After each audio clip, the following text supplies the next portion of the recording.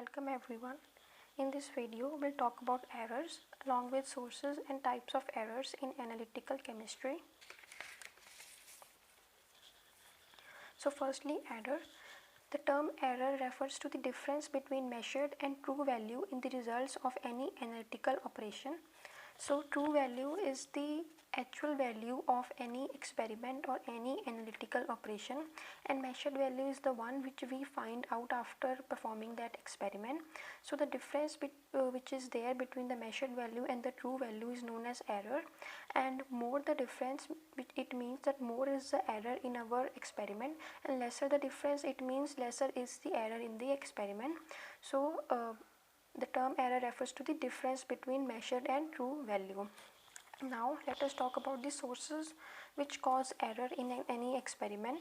So the first source which cause any error is the human source. So obviously it is being caused by humans.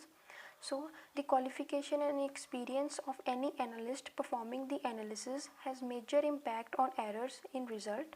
If an experiment is performed by an inexperienced person, the chances of error are more compared to the same experiment performed by the experienced analyst. So if a person who has been performing certain procedure experiment for a long period of time, or the person has performed that thing a lot many times, so definitely that person knows that at what point the chances of errors are more, and the person can concentrate and focus more on those areas.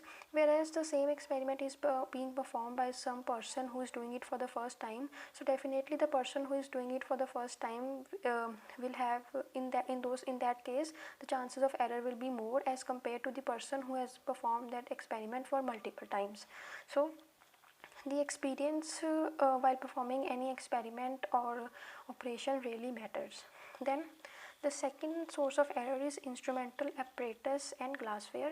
So if the instrument, glassware as well as the apparatus used in analysis is of low quality and uncalibrated, the chances of error are increased at significant extent. Therefore the instrument, apparatus and glassware should be of good quality, and it should be calibrated properly to minimize the chances of error. Now the third point is experimental conditions. If the analysis is carried out in conditions which are unfavorable for particular experiment or analysis, the desirable result will not be obtained. For example, we are performing any experiment in which the reacting species in between whom the reaction is taking place, their condition is that the reaction should take place at low temperature, but we are performing the experimental condition at normal room temperature, which can be around 25 or 30 degrees Celsius. So in that case definitely there will be error, because our reaction has certain specific condition that it needs to be taken place at low temperature, but we are not considering it as an important aspect. So definitely there will be chances of error. So these are the experimental conditions. Then constituents used in analysis. If various constituents like standards, solvents, reagents, etc. used in the analysis are not of desired quality and purity, the results will be obtained with error. So this point is very clear. I hope that if the substances which are used are of not good quality, so definitely there will be errors in the result. Now procedure. If the analytical procedure used in analysis is not validated, and if validated but not followed carefully, errors in the result will be obtained. So this was all about the sources of error. Now let us talk about the types of errors. So types of errors, there are two types of errors. The first one is systemic error and the second one is random error. Systemic errors are also known as determinate errors, and random errors are also known as indeterminate errors.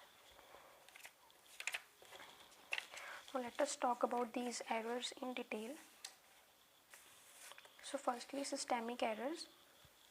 These are errors whose source or cause as well as magnitude is known and can be avoided or minimized by following proper procedure carefully and taking necessary precautions. So systemic errors are those in which the source is known, and as we know the source of error, we can minimize or avoid the error. So these can be further classified into the following types. The first one is personal errors. For these errors, the person carrying out the operation or experiment is responsible. These occur when procedure is not properly followed. For example, when person is unable to read burette reading properly or note incorrect values. So personal errors are being carried out by the person who is performing the experiment due to his or her carelessness. Then the second one is instrumental errors. These are seen when the instrument used in the operation does not give accurate measurement which it needs to give. These are due to uncalibrated or improperly calibrated equipments, or also we can say that, for example, some part of our equipment is broken and we do not pay any attention, or we do not know that such thing has taken place. So in those cases also there can be error due to the instrument which is being used. Then reagent errors. These are due to the reagents which are used in analysis. These errors are seen when contaminated reagents are employed in analysis or the reagents attack on the apparatus or glassware. So these are the errors which are caused due to the poor quality of reagents which are being used. Then there are method errors.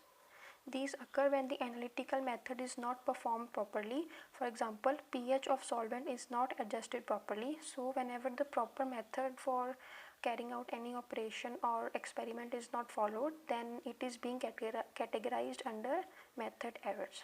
Now this was all about systemic errors. Let us now discuss the second type of error, which is random error. These are also known as indeterminate errors. So in case of systemic errors, we knew the cause of the error. So, and as we knew the cause of the error, we could avoid or minimize it. But in case of random error, the cause of random error is usually not known. Therefore, we cannot eliminate it. For example, a person performing titration by same method in same conditions for same sample, the results are not identical. For example, there is a person who is carrying out certain operation and he carries out that operation for multiple times, but he did not get the same result in different operations. So in those cases we do not know the actual cause, that why his calculations are coming different.